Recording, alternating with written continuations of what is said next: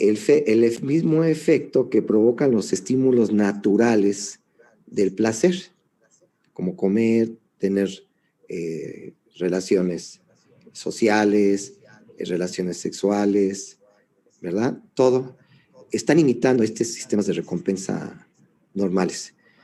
Pero vamos a decir que vamos a decir un placer así ficticio, bueno, no ficticio en el sentido de no sentir el placer, pero no es por una recompensa natural, ¿verdad?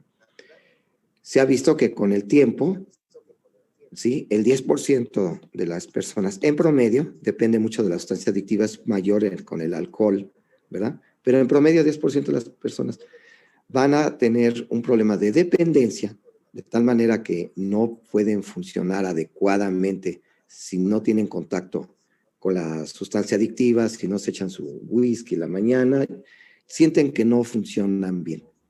Pero después llega un momento en que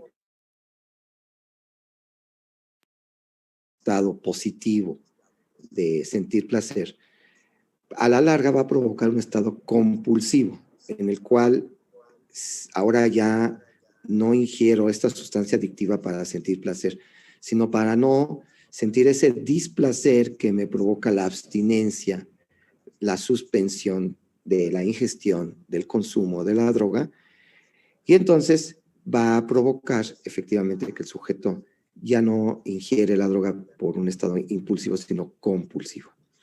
Pregunta uno de sus compañeros, bueno, si el café pudiera provocar. Fíjense, el café sí, a final de cuentas sabemos que es una sustancia psicoestimulante, en donde efectivamente el sujeto ya se puede provocar una adicción al café. La respuesta es sí.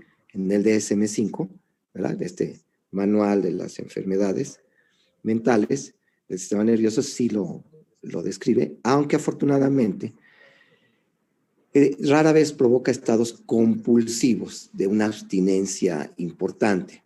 Y si provoca algo de abstinencia, es una abstinencia psicológica y no física. ¿Okay?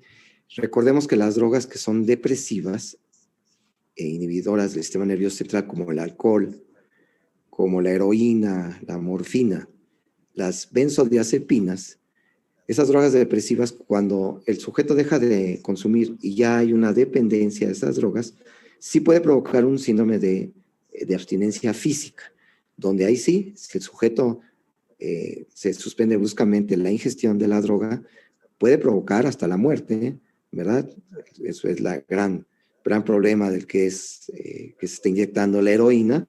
Tenemos que usar otro tipo de drogas que están aceptadas, que vamos a decir tienen un efecto semejante a la heroína para evitar la muerte por el síndrome de abstinencia física. Lo mismo sucede con el alcohol, ¿verdad? El paciente alcohólico ante un síndrome de abstinencia severo puede llegar a tener convulsiones, fiebre, ¿sí? Con delirio, y puede provocar la muerte, la suspensión brusca del alcohol. No así sucede con las drogas estimulantes, como sería la anfetamina, la cocaína, ¿verdad?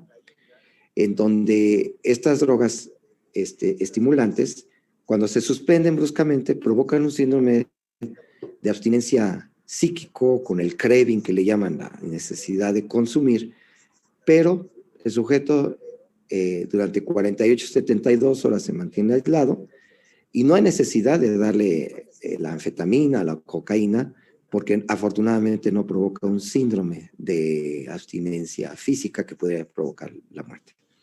Entonces, bueno, estamos viendo que efectivamente es un gran problema ahorita social, ¿verdad?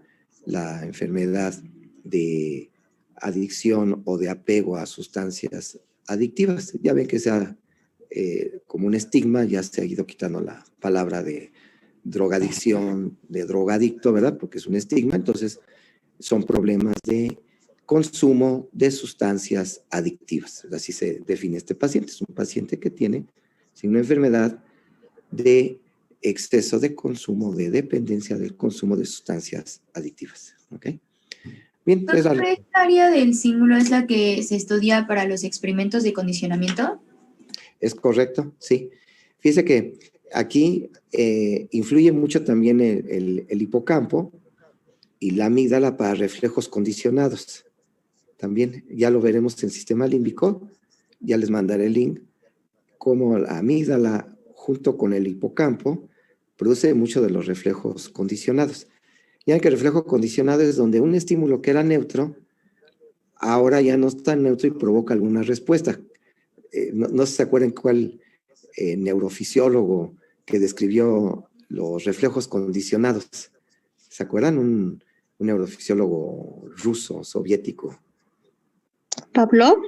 Exactamente, Iván Pavlov, ¿verdad? Donde condicionó a su perrito a que un estímulo neutro, una campanita, y aparecía el alimento, campanita y alimento.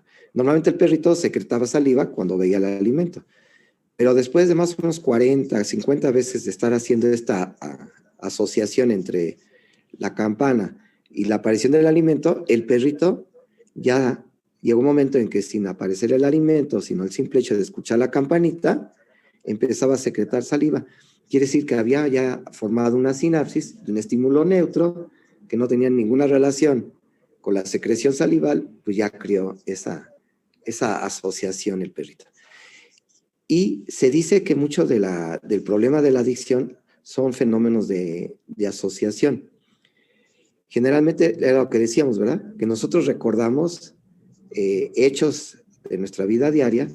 Es más fácil recordarlos cuando van asociados con un estado emocional importante, ¿verdad? Si hemos tenido un día muy, muy feliz, una sensación de felicidad porque nos dieron algún regalo que pedíamos, una tablet, ¿no? Para mis clases. Entonces, ese día no lo voy a olvidar porque fue una experiencia en mi día a día cargada de una alta emoción.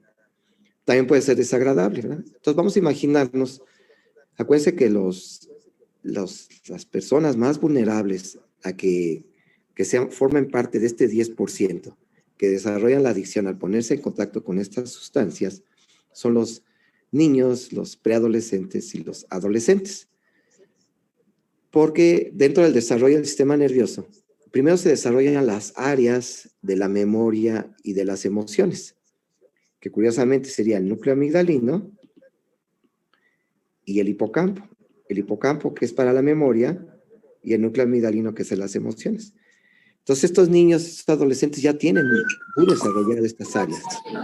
Por eso tienen gran capacidad de aprendizaje los niños, ¿verdad? Los jóvenes, porque tienen un hipocampo todavía muy, muy desarrollado. Pero las regiones prefrontales, ¿sí? Como la órbita frontal, el cíngulo, y no se diga la dorsolateral de la región prefrontal, son las que rigen nuestra conducta, nuestra atención, ¿sí? Nuestra modular, no dejarse llevar por reacciones viscerales, decimos. Los niños ya ven que los adolescentes son muy viscerales, se dejan llevar por sus emociones. Y entonces le dirían a uno, ay, es la jovencito, ¿por qué eres tan visceral? ¿Por qué te emocionas? ¿Por qué eres tan impulsivo? Te dejas llevar por tus emociones. Y el jovencito diría, lo que pasa es que todavía no he desarrollado bien mi región orbitofrontal, que es la que inhibe a esta área de las emociones, y por eso no me puedo controlar. Por eso son más vulnerables. De tal forma que si ese jovencito lo invita a un amigo a un antro y en ese antro le ofrecen sustancias estimulantes como sería cocaína, pues el jovencito ahí está sometido a una impresión, a una sensación muy fuerte, ¿no? Toda esa sensación que se siente de una fortaleza y una lucidez cerebral por la cocaína que incrementa tiene un efecto simpático mimético en nuestro sistema nervioso. Si ese jovencito que tuvo esta experiencia emocionalmente muy fuerte, si después de 2 meses se llega a encontrar al amigo, lo ve del otro lado de la calle, él en forma inconsciente le vienen recuerdos. Quiere decir que se estimuló sus áreas del hipocampo, pero ¿quién lo estimuló? La amígdala, ¿sí? Y esa amígdala, que es el centro emocional, inmediatamente despierta respuestas de recuerdos y el sujeto empieza a tener la misma percepción con el recuerdo de toda la emoción que tuvo al sentirse tan vigoroso por efecto de la cocaína. Y eso fue inconsciente. Entonces lo que se dice que el paciente adicto queda esclavo de sus recuerdos emocionales, es decir, esclavo de sus reflejos condicionados. Por eso ahí generalmente a este paciente adicto se trata de aislar de su ambiente, de amigos, de espacios que pudieran estar provocando esos reflejos condicionados, y esos reflejos condicionados es el que le provocan otra vez la ansiedad, y ustedes saben que la adicción, dentro de su contexto, pues son las recaídas. Hay sujetos que llevan años sin consumir, y pueden haber aspectos emocionales de pérdida de un ser querido o un divorcio, y esa depresión más la activación de reflejos condicionados lo puede llevar otra vez a la recaída y al consumo, ¿verdad? Bien. Después, sí, ya para cuando estén de vacaciones, ahí les mando las ligas de 3 videos que subimos de las bases neurobiológicas de las adicciones. Y yo creo que es importante como médicos generales tengamos un concepto de qué está sucediendo y quitemos ese estigma del vicioso, del drogadicto. No, es una persona enferma, ¿verdad? De exceso de consumo de sustancias adictivas, como un diabético, como un hipertenso, y hay que verlo así. Y hay que tratar el problema de las adicciones como un problema social, como un problema médico, de una enfermedad, y no como un problema moral, ¿verdad? De falta fuerza de voluntad, no. Es un problema que ha alterado estos circuitos que estamos ahorita platicando así superficialmente. Muy bien. Entonces, con eso terminaríamos núcleos basales. Vamos a subir al siguiente escalón, que sería la corteza cerebral. Y entonces vamos a revisar los hemisferios cerebrales en su superficie. ¿Alguien nos podría recordar cuáles son las caras que se le estudian a los hemisferios cerebrales? Frontal, parietal, temporal y occipital. Esos serían los lóbulos, exactamente, Héctor. Ahora, todos esos lóbulos Lateral, que medial. de enlistar los encontramos en diferentes caras, ¿verdad? Sí. Entonces, la cara. Lateral, medial e inferior. Gracias. Los cara lateral, medial y la inferior. Entonces, los que tuvieron la oportunidad de revisar el videito, empezamos con la cara lateral. Muy bien, esta es la cara lateral, que es convexa y se ve una gran cisura. Ahorita les voy a pasar un video donde van a ver todas estas estructuras, ¿sí? Y esta, ¿cómo se llama este surco profundo? Lateral o cisura de Silvio. Es el surco lateral. Antes se llamaba de Silvio. Sí, el surco de Silvio. Okay, muy bien. Vamos a tener otro surco que esté en sentido vertical así, que más o menos se encuentra 1 centímetro por atrás de la mitad de distancia entre el frontal y el occipital. ¿Cómo se llama este surco? Surco central. Central. Exactamente, es el surco central. ¿Qué antes se llamaba de quién? Rolando. Rolando, exactamente. El surco de Rolando. Estamos viendo que en esta cara lateral hay 2 polos anteriores, ¿verdad? Un polo frontal, un polo temporal, y atrás un polo occipital, que tienen relación con lo que nos comentaba Héctor de los lóbulos cerebrales, ¿verdad? Bien, voy a poner aquí una cisura que la vamos a ver mejor en la cara medial. ¿A quién nos recuerda esta cisura o surco? Parieto occipital. Surco parieto occipital. Parieto occipital.